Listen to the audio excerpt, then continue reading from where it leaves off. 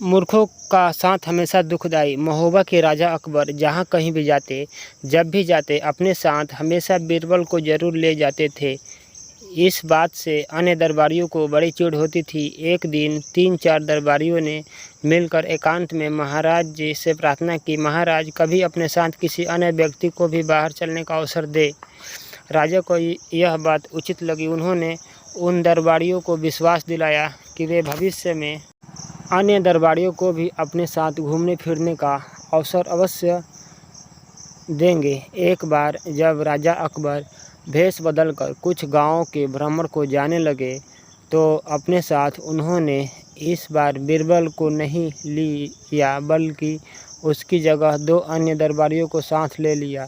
घूमते घूमते वे एक गांव के खेतों में पहुंच गए। खेत से हटकर एक झोपड़ी थी, जहां कुछ किसान बैठे गपशप कर रहे थे।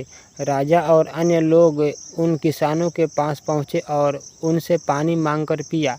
फिर राजा ने किसानों से पूछा, कहो भाई लोगों, तुम्हारे गांव में कोई व्यक्ति कष्ट में तो नहीं है? अपने राजा से कोई असंतुष्ट तो नहीं है?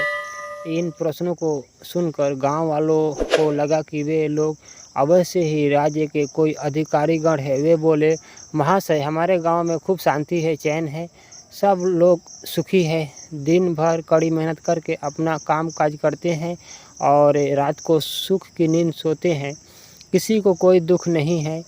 राजा अकबर अपनी प्रजा को अपनी संतान की तरह प्यार करते हैं, इसलिए राजा से असंतुष्ट होने का सवाल ही नहीं पैदा होता।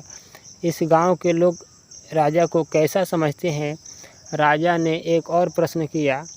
राजा के इस सवाल पर एक बूढ़ा किसान उठा और ईख के खेत में से एक मोटा सा गन्ना तोड़ लाया। उस गन्ने को राजा को दिखाता हुआ वह बूढ़ा किसान बोला, श्रीमान जी, हमारे राजा अकबर बिल्कुल इस गन्ने जैसे हैं। अपनी तुलना एक गन्ने से होती देख राजा अकबर सकबकाए गए। उनकी समझ में यह बात बिल्कुल भी नहीं आ रही थी कि बूढ़े किसान की बात का अर्थ क्या है। उनकी यह भी समझ में न आया कि इस गांव के रहने वाले अपने राजा के प्रति क्या विचार रखते हैं। राजा अकबर के साथ जो अन्य साथी थे, राजा ने उन साथियों से पूछा, इस बूढ़े किसान के कहने का क्या अर्थ है? साथी राजा का यह सवाल सुनकर एक दूसरे का मुंह देखने लगे। फिर एक साथी ने हिम्मत की और बोला, महाराज, इस बूढ़े किसान के कहने का साफ मतलब यही है कि हमारे राजा इस मोटे गन्ने की तरह कमज़ोर है, उससे जब भी कोई चाहे एक झटके में उखाड़ सकता है, जैसे कि मैंने यह गन्ना उखाड़ लिया है। राजा ने अपने साथी की इस बात पर विचार किया तो राजा को यह बात सही मालूम हुई और गुस्से से भर गए और इस बूढ़े किसान से बोले, तुम शायद मुझे नहीं जानते कि मैं कौन हूँ। राजा की क्रोध से भरी बाणी सुनकर वह बूढ़ा किसान डर के मारे थर थर काँपने लगा। तभी झोपड़ी में से एक अन्य बूढ़ा उठ खड़ा हुआ और बड़े नम्र स्वर में बोला, महाराज, हम आपको अच्छी तरह पहचान गए हैं, लेकिन हमें दुख इस बात का है कि आपके साथी ही आपके असली रूप को नहीं जानते। मेरे साथी किसान के कहने का मतलब यह है कि हमारे राजा अपनी प्रजा के लिए तो गन्ने के समान कोमल और रसीले हैं, किंतु दुष्टों और अपने दुश्मनों के लिए महानतम कठोर भी। उस बूढ़े ने एक कुत्ते पर गन्ने का प्रहार करते हुए अपनी बात पूरी की। इतना कहने के साथ ही उस बूढ़े ने अपना लबादा उतार फेंका और अपनी नकली दाढ़ी मूछें उतारने लगा। उसे देखते ही राजा चौंक पड़े। बीरबल, तुमने यहाँ भी हमारा पीछा नहीं छोड़ा। तुम लोगों का पीछा कैसे छोड़ता भाई?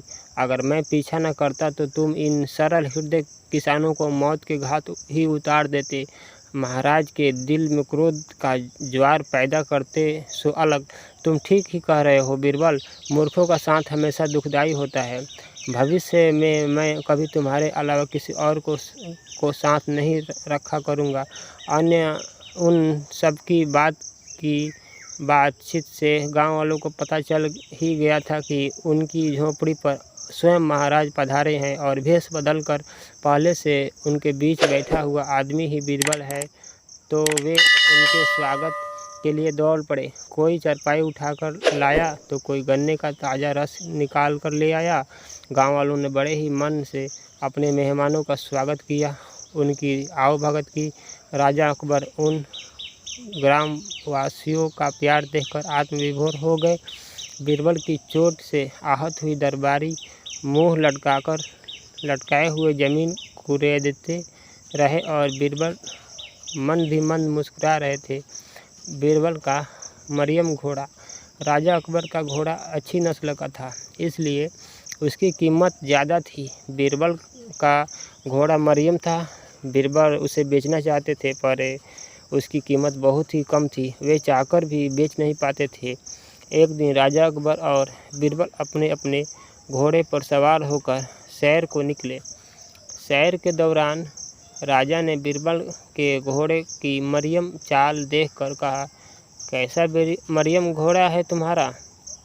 जो कमाल मैं अपने घोड़े के साथ दिखा सकता हूँ, वह तुम अपने घोड़े के साथ नहीं दिखा सकते।